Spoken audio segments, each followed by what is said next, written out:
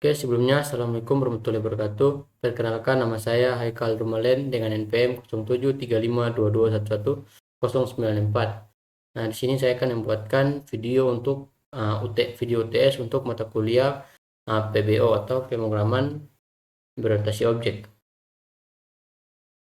Nah, langsung saja di sini saya sudah membuatkan programnya. Nah, di sini tugas UTS-nya yaitu disuruh untuk membuat program implementasi apa saja, bebas contohnya.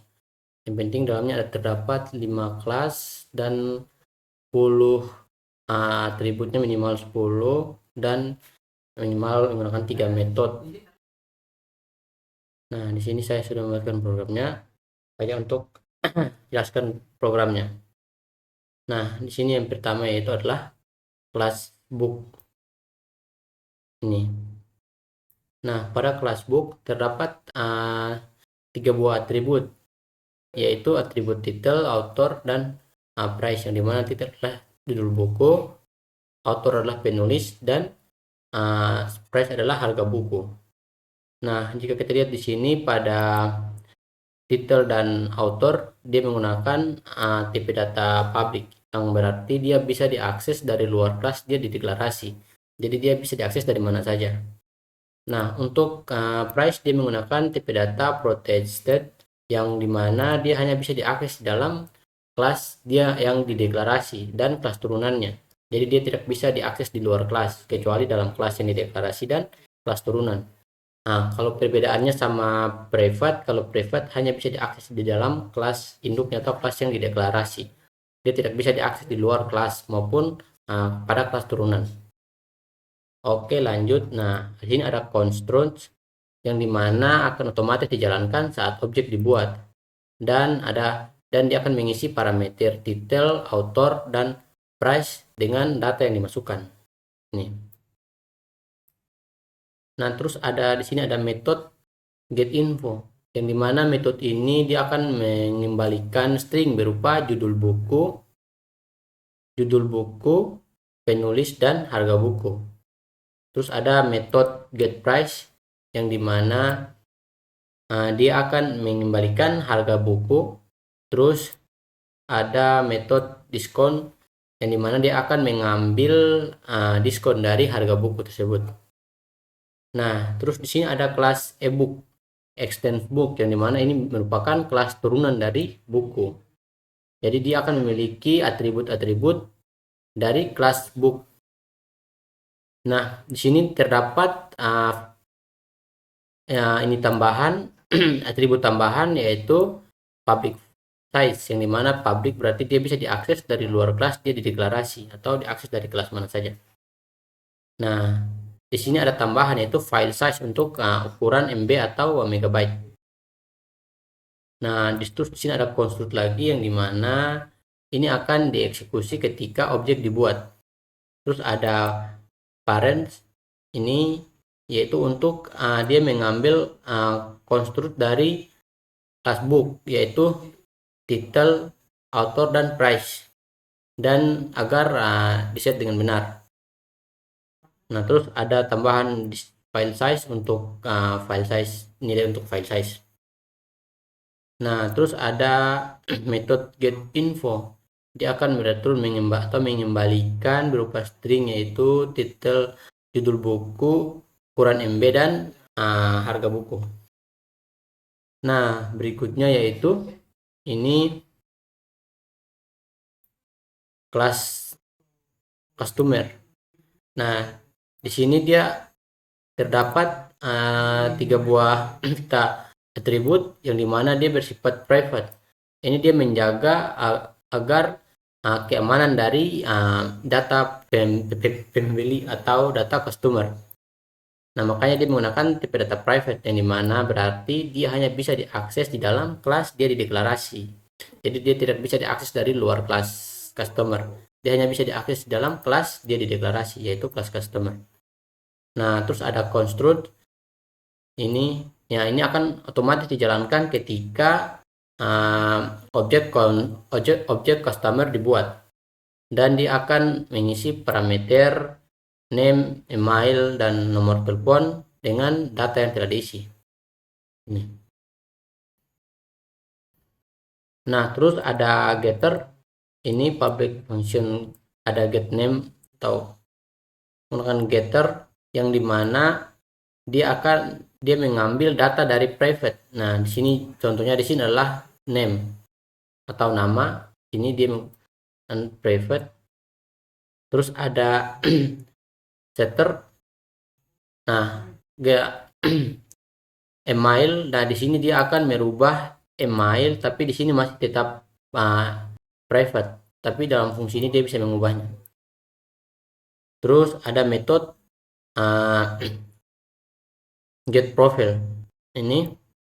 Nah, ini dia akan mengembalikan string berupa nama, email, dan nomor telepon dari customer atau pembeli. Nah, terus di sini ada class user ini. Nah, class user, di dalam class user terdapat dua buah atribut, yaitu atribut public username dan protect role, yang dimana public username ini berarti dia bisa diakses dari mana saja. Dia bisa diakses dari luar kelas yang dia deklarasi. Nah, untuk protected dia hanya bisa diakses di dalam kelas dia dideklarasi dan kelas turunannya. Nah, terus di sini ada construct, yaitu dia akan otomatis dijalankan ketika objek dibuat dan dia mengisi nilai role default role dengan kasir. Terus this username dia mengambil data dari username. Nah, terus ada metode get role. Nah, dia akan mengembalikan dari ini kasir. Terus ada metode get info. Dia akan return atau mengembalikan berupa string, yaitu identitas user dan role. Nah, terus ada kelas admin ini. Nah, dalam sini terdapat construct yang otomatis dijalankan ketika objek dibuat dan parents construct untuk dia mengambil data dari username dan admin, masukkan ke dalam sini. Terus ada override, itu get info, dia akan mengembalikan berupa string yaitu username. Nah, terus ada kelas ini, kelas transaksi atau transaction.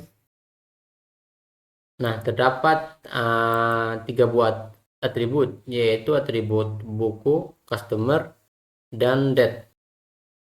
Nah, di sini dia menggunakan tipe data public semua, berarti dia bisa diakses dari luar kelas dia dideklarasi. Terus ada construct. Nah, ini akan otomatis dijalankan ketika objek transaction dibuat.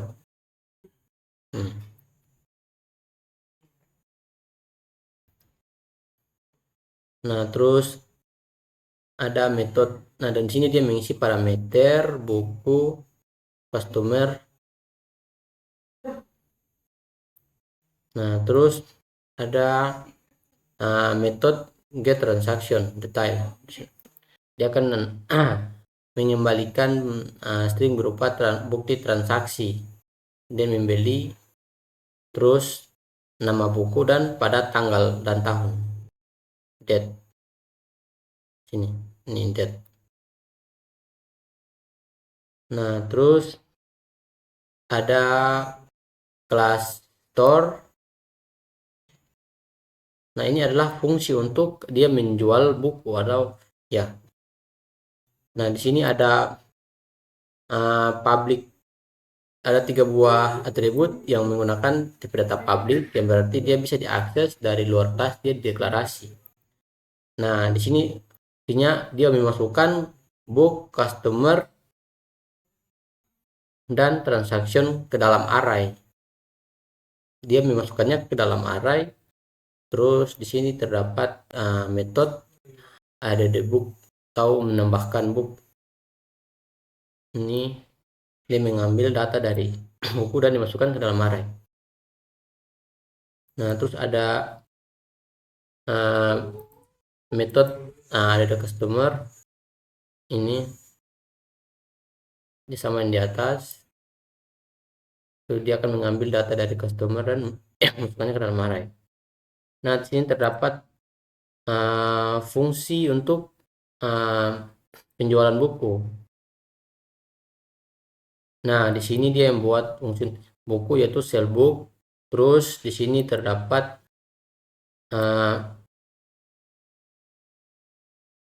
nah iset di sini. Ini untuk dia mengecek apakah data customer ada atau tidak.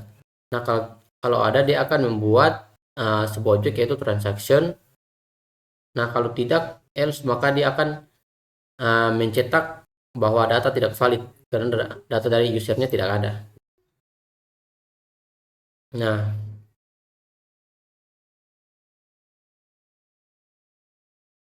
terus di sini ada simulasi, kita membuat store baru dari kelas store, neo store, terus ada inheritance. Promotion itu kita memasukkan book sama dengan ini, masukkan nama buku, terus nama penulis dan harganya. Terus ini untuk menambahkan buku karena e-book dan buku itu adalah kelas yang berbeda, adalah kelas turunan buku yang berbeda. Terus ada encapsulation ini. Nah, ini kita sama dengan sumber, kita masukkan nama itu Budi dengan emailnya, terus dengan nomor telepon. Nah, terus di sini juga ada inheritance right ini.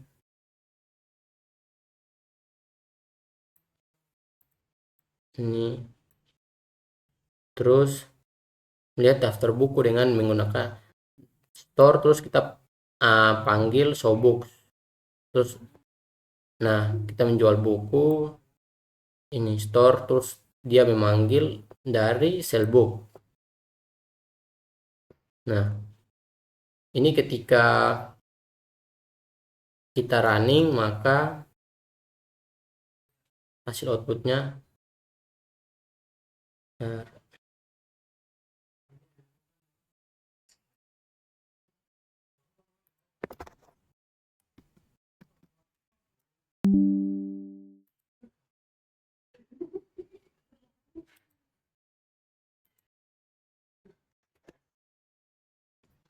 ya sedang off. Nah,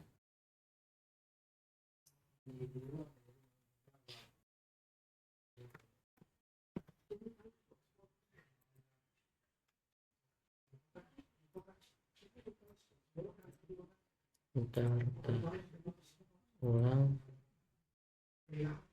Nah, ini sudah ada. Nah, ini judul buku tuh Laravel dasar, terus penulisnya ini dengan harga sekian-sekian. Terus yang kedua itu ebook PHP Mastery oleh Haikal dengan ukuran 5,6 MB dengan harga.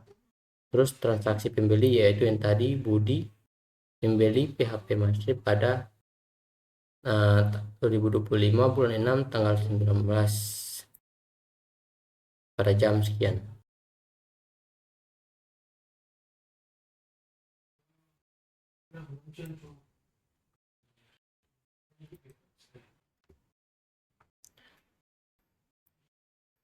Nah, mungkin sekian penjelasan program dari saya. Kalau ada salah kata saya mohon maaf. Bila wa taufiq wal hidayah. Wassalamualaikum warahmatullahi wabarakatuh.